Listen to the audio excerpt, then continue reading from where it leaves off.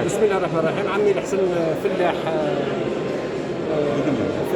مختص في الانتاج الشتلات والفواكه الاستوائيه على مستوى بلديه تعريف ولايه عين دفله. عندنا تجربه حوالي 35 نوعيه من الفواكه. الحمد لله هذا هما النتائج.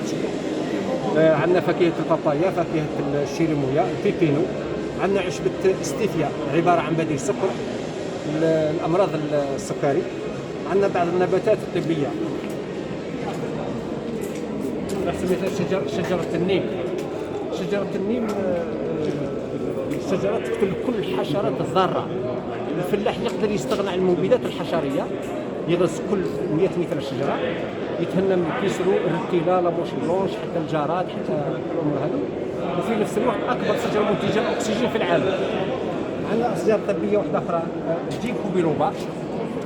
عندنا حامل طعم للتفاحيات، او نقدر حتى نقولوا فاكهه الزعرور الالماني، او عندنا ثاني الزنباع الاسم الاصل تاعو السفرج الهندي. عندنا بعض التيزان عشبه الليمون، والبقيه عندي حوالي 35 كامل درنا لها التجارب ومدت نتائج جدا مشجعه. سيتها هنا في منطقة عريب. منطقة عريب وولاية عين دفلة. وفي نفس الوقت راني نشرت هذه الفواكه الاستوائية حوالي بنسبة واحد 30% في الجزائر.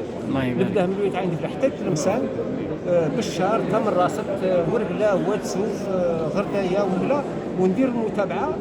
الحمد لله يا ربي نجحت. دير لهم دورات إرشادية. دورات إرشادية. هل نجحوا في المناطق هذيك اللي سيتيها؟ ناجحين بامتياز لدرجة أنه فاكهة البيبينو لحقت 2000 قنطار في القطار في الهكتار. البابايا لحقت فاتت 50 كيلو في الشجرة الواحدة. الله يبارك. إن شاء الله. الحمد لله. ربي يحفظك.